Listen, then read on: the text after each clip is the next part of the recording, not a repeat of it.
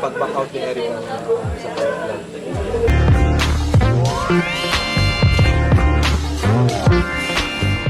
Shout out!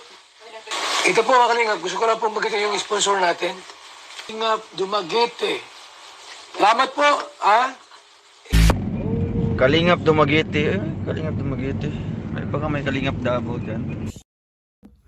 Hello mga kakalingap Dumaguete! Kumusta kayo at lahat ng supporter ng ating Kalingap? Ayan po, so ito nagbabalik tayo sa ating pagre-reaction. So dahil nga sa maraming sa previous ko pong upload sa tungkol kay Erica, ayan po. So dito sa reaction natin ay nakuha po natin ito sa upload po ni Kalingap Rab, yung birthday po niya. So ang daming ganap doon, ang daming ano. So ito po the base po sa ating sa ating thumbnail po nga ano ang sinabi ng mga Kalingap Angels at ni Richelle tungkol kay Erica. Ayan po. So ito po ang mga sinabi nila. Panuorin po natin ang kanilang mga sinabi.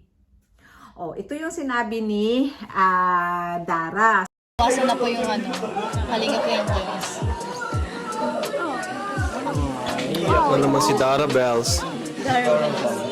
Ano po? Sad. So, ayun nga naman at syempre nagkasama sila dahil Kalingap Angels nga. Malungkot talaga. Nafi-feel ko talaga yung kalungkutan nila na mangiyak-ngiyak sila. At doon sa latest kong yung upload ko nga na latest update kay Erica, marami talagang comments doon na nagsabi na sana maibalik, nakakalungkot. Alam ko ang mga fans ng Erica, kahit naman kami kasi dito kami sa malayo, tuwing nanonood kami sa kanilang love team sa pag-vlog ni lalo na yung Jowa challenge nila. So sobrang nakakatuwa at nababasa ko sa lahat ng mga comment section na nami-miss nila yun. Pero yun lang, wala talaga tayong magawa dahil ito nga ang sinabi ni Richelle. Rachel, biglang pag-back out ni Eric sa pag-vlog. Sabi Ayaw niya biglang mag-vlog. nakakalungkot lang po. Kasi pinapanood ko rin po yung sila ate. Sinusubaybayan din po namin.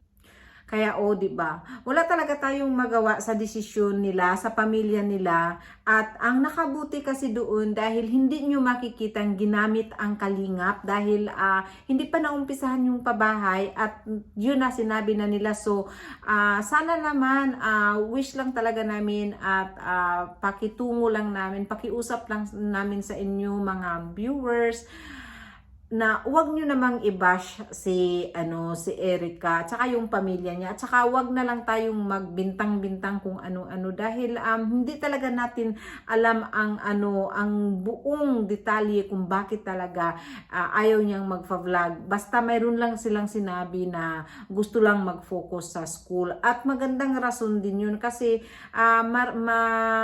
mataas ang pangarap ni Erica. So pagbigyan na lang natin siya. At least nakabigay din siya ng kasayahan sa atin. So ayan po, yun lang po ang ating i-update ngayon. At kung may alaman ako, i-update ko talaga sa inyo agad.